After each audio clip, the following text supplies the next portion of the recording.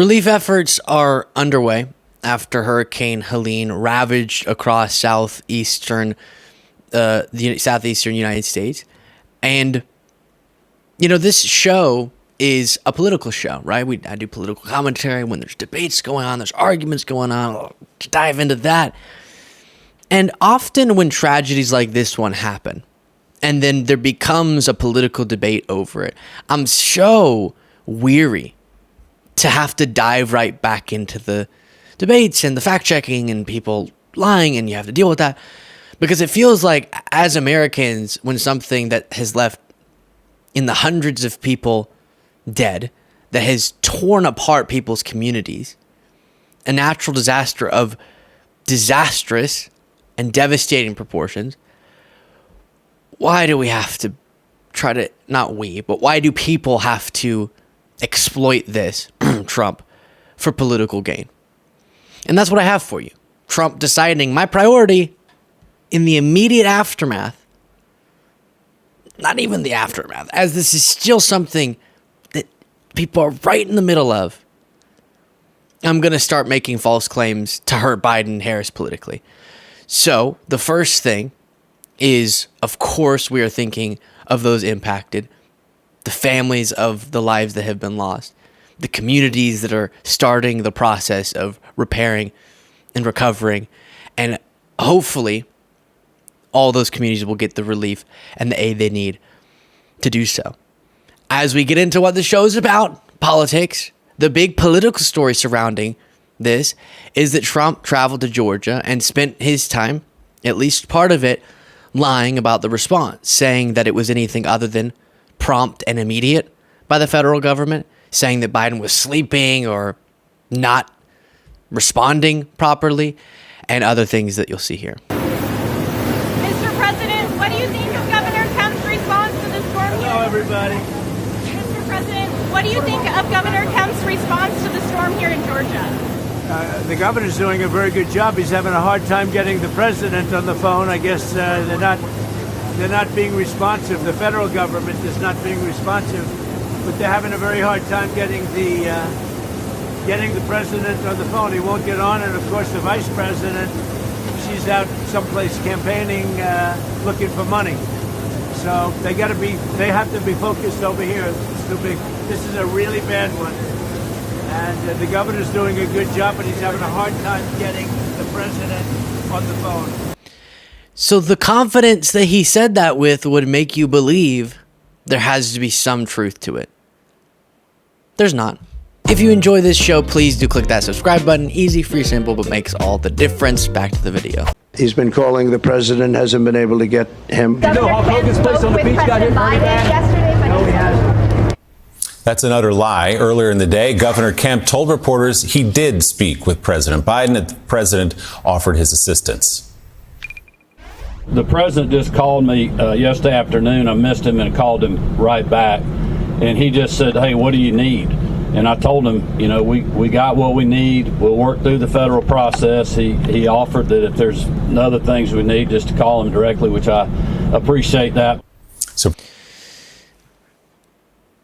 Brian Kemp, a Republican there. You've had other elected leaders and those responsible for these relief efforts all saying the same message, which is the federal government is making clear they're here to help, will give what's needed, and that has been received by these leaders.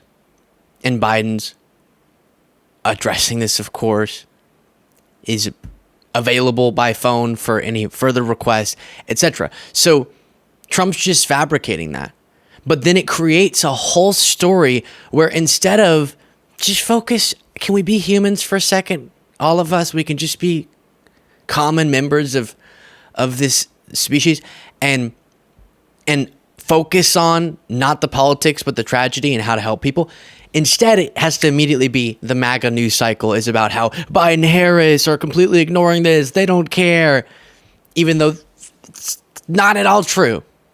And both of them have been participating in events relating to the response. Then you have Fox News even having to fact check this. The federal government is not being responsive, but they're having a very hard time getting the president on the phone.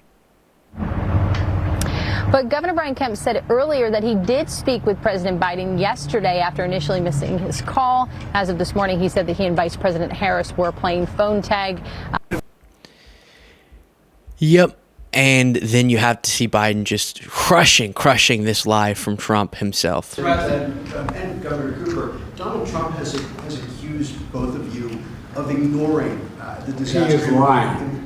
Let me get this straight. He's lying. And the governor told him he was lying. The governor told me he was lying. I've spoken to the governor, spending time with him, and he told me he's lying. I don't know why he does this. And the reason I get so angry about it, I don't care about what he says about me. I care what he communicates to the people that are in need. He implies that we're not doing everything possible. We are.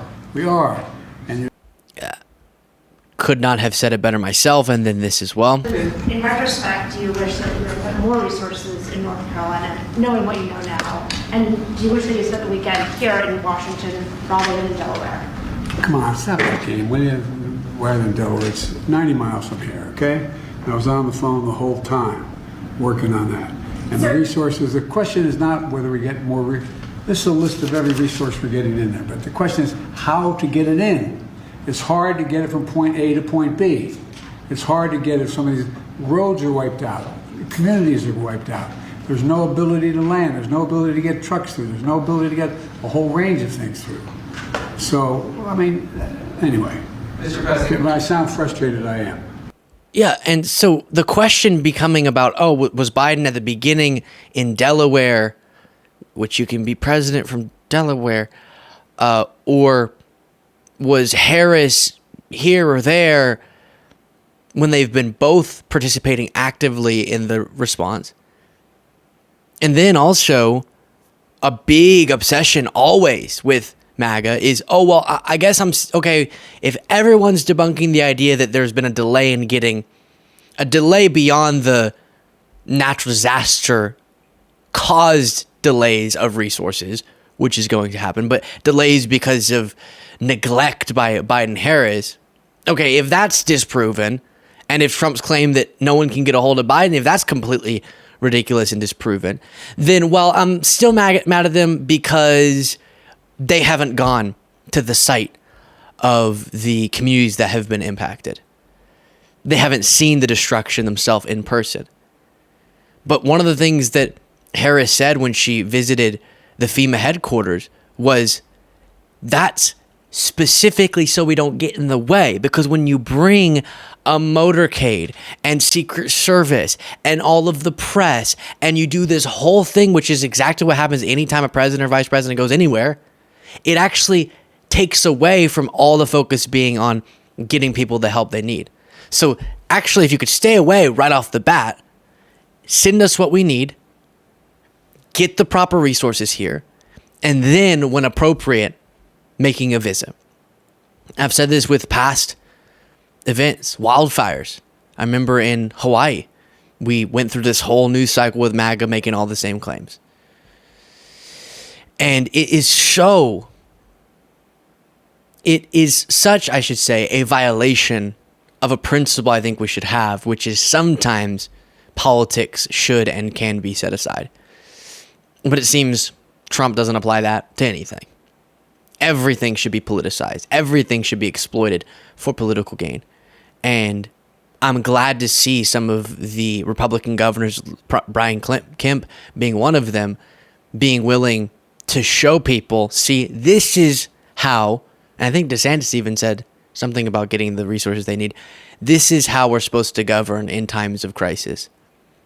We don't have to be Republicans or Democrats. We're just going to get people what they need, the best that we can, and then we can get back to arguing soon enough. Let me know what you thought in the comments.